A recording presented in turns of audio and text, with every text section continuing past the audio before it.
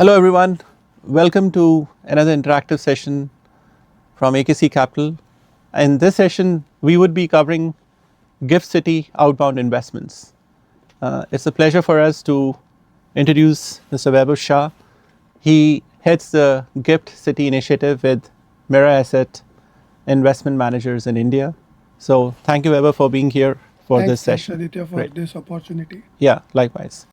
So my first question to you, Weber, would be that specifically if you can, for an audience here, outline, how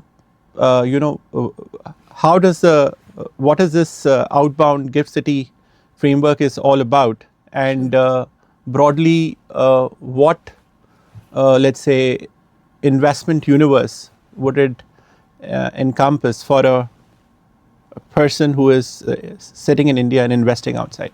Sure. So there's a good question that you asked. Essentially outbound investment means that you invest outside India. Right. So at the moment, if you see, India is at the moment from an overall world market cap, India is about 5% of the world's market cap. Right. Which means 95% of the world opportunities are not available for Indian investors. And there are many sectors or segments of the market. Like if you look at themes like semiconductor, AI, you can say blockchain, disruptive material, etc. These themes are not available to Indian investors at all to invest in India because there are hardly any listed companies in this space. Right. And these themes will become very, very large themes over the next 5-10 years. Now, the advantage outbound investment gives is that a resident investor can invest through the LRS route into global stocks and global ETFs. So, through the Gift City route, outbound funds have been launched, where the underlyings could be global ETFs, global stocks, fixed income, stock commodities included. So, it allows Indian residents an exposure to global markets and helps broaden their investment framework. Also, these products are also available for NRIs and foreign nationals to also invest into global markets. So it doesn't restrict itself to only resident investors. Only NRIs and foreign nationals can also invest. Now, typically we've seen over the last couple of years, Indian residents had finally learned to invest globally.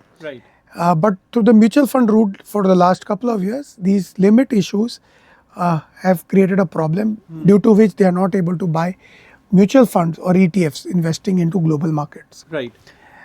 Now, that meant that either investors had to go through the LRS route and directly buy stocks or ETFs, but you were not able to use the service of a fund manager to create a portfolio for you or a fund structure for you to make it, the best way to invest. Because, you might choose few stocks here and there to invest, but how to have a portfolio approach will be very difficult for all resident investors to do it. Through the Gift City outbound route, you will have a professional fund manager who will create a portfolio of either best funds or best stocks or themes that they can invest in. And that creates an opportunity for all resident investors to get best investment opportunities available globally as part of one portfolio. And like I said, if India is just 5% of the world's market cap, if your entire portfolio or 95% of your portfolio is India, then from a diversification and an asset allocation perspective, you are not taking the right calls. Second is, though Indian market has generated sort of handsome returns, about 13 to 15% return in INR terms over the last decade or couple of decades, the dollar returns of Indian markets have been only to the extent of about 9 or 10% because the rupee depreciation eats into your return. However, when you do an outbound investment, you are typically investing into global stocks or ETFs. The depreciation of the rupee improves your return to that extent. So your returns improve by 3 to 4%. And we've seen that many times global markets, including US, China, or some of the themes like I mentioned, semiconductor, AI, generate far better returns than the Indian market.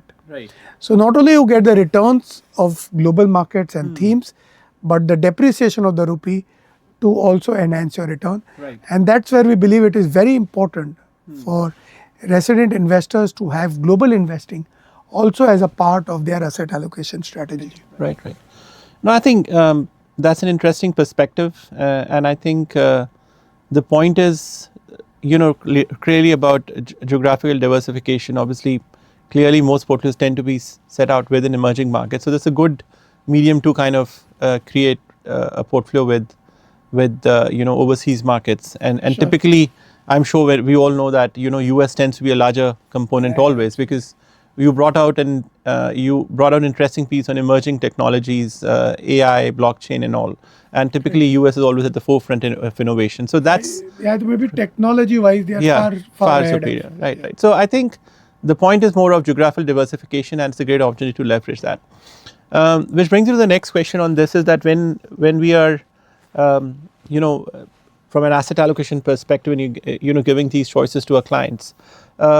So one first question, which I'm sure the audience wants to know, is that how do you broadly deal with the tax implication of this? So any light on that in a nutshell? So what has happened? A couple of budgets ago, taxation has become fairly simple. Very simple now. Okay. So earlier, if you had funds investing into international markets, right, they used to be taxed as debt. Yeah. And the taxation used to be your slab rates. Correct. Yeah. So it used to be very sort of high tax rates Correct. to invest into global markets. But thankfully, just recently with the changes in the budget, if your investment is into global stocks, right, and your holding period is greater than 2 years, then the taxation becomes 12.5%. right. So the taxation for global investing is at par with Indian equity investments. Okay. So even if you see in India, when you invest into sort of Indian equities and your time frame is 1 year, then you go to long-term right, tax, and your long-term tax is at 12.5%. And then you have for the short-term tax at 20%. In this case, the tax is, if you're long-term, then the tax rate is 12.5. Your holding period is, instead of 1 year, 2 years. 2 years. And that makes us ensure that if you hold your securities for 2 years, it is far efficient to invest in global markets. Okay. And if your holding period is less than 2 years, then the tax rate is sort of quite high. It is sort of at your slab rate. So it makes sense for investors to invest with a 2-year perspective in global markets and bring your taxation to become very effective. For GIFT City funds, most of them are launched as a CAT 3 fund. The taxation is not at the investor level. Oh. Okay. Yeah, the taxation is at the fund level. At the fund level. So the investors are free from the burden of paying any tax. Okay. The fund itself, based on its holding period Right. of securities, decides the taxation. And in most cases, fund will want the holding period to be long to create it more tax efficient. And hence, the AIF funds pay tax on behalf of investors. Okay. And that's a ease that is there with investors to the way that they can make the investments. Okay. Clearly, I think that was insightful. Clearly, as is come out evidently, when you're making investments, just like when you invest in equity assets in India, obviously we always tell clients who have a 3 years plus. I think broadly, the tax structure is pushing you to at least look at 2 years plus. But that's a good thing. But yeah, our sense is that look at least 3 years plus for tax efficiencies, and anyway from the nature of underlying equity investments as well. Which brings me to the next pertinent question. Broadly over the last year or two, when you've seen the GIFT City framework evolving, in India, the average ticket size, as what we've heard, has been around $150,000, right? While I do understand that the regulator is trying to kind of bring this down over time for, let's say a larger people to access. But my question would be that when you're looking at outbound investments and within the LRS framework, what typically should be, let's say from a distributor perspective, and we are also a part of the distribution fraternity, what typically would be a customer target segment who would be looking at outbound investments by the GIFT City framework? Sure. So a couple of questions, Aditya, and important pertinent things. One is, like you rightly pointed out, the ticket size. If you actually have an AIF fund, Okay. then the regulator has prescribed a ticket size of $150,000. However, there is no restrictions for us to launch an AIF fund alone. Right. So we can also launch mutual funds through the GIFT City route. Right. Right. And for example, our AMC also has a license to launch retail funds. Right. Right. I won't be surprised in the next few months, we will have retail funds also being launched through the GIFT City route, where the ticket size will not be as high as $150,000, might be even $5,000-$10,000. Okay. Okay. So the ticket size will change drastically, which means it will become available to a lot more investors Okay. as well.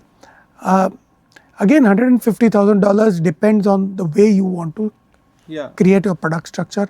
So in most cases, including our case, the idea is to create a drawdown structure through which investors need not park 150,000 at one go, because markets tends to be volatile.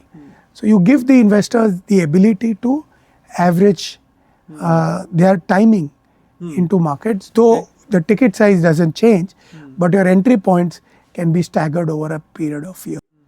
And the LRS limit allows investors $250,000 per person per year.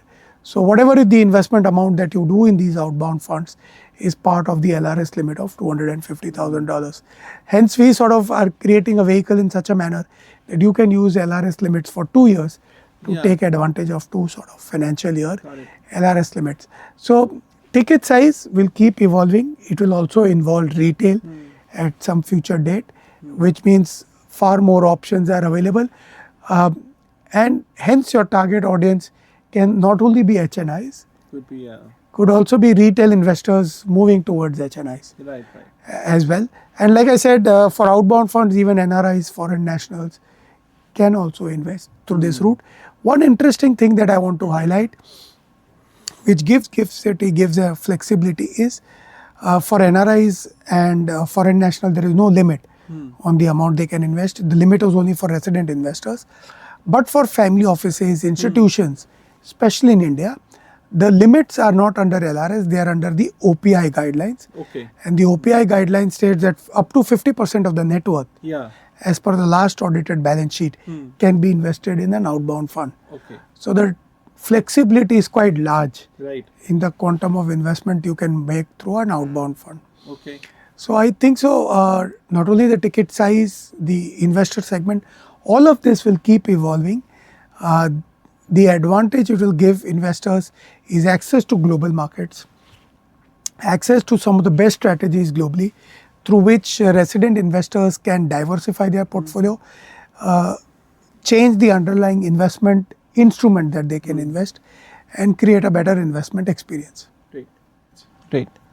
No, I think thanks. That was very useful. Which brings me to the the last question of this session, and I'm sure everybody would like to. And that question would be that generally, as you see this framework evolving, so how do you see this framework evolving over the next couple of years in terms of, let's say, broadly AUM, ease of doing investments, that could be the second part stitched up into this, and and related documentation, any quick views on that? No, so if your underlying investors are resident Indians, mainly because the outbound fund allows mainly resident investors to access global markets, eventually the regulator is working on how they can integrate the existing investors who have mutual fund or other KYC already done, right, to be able to use some of that in investments here.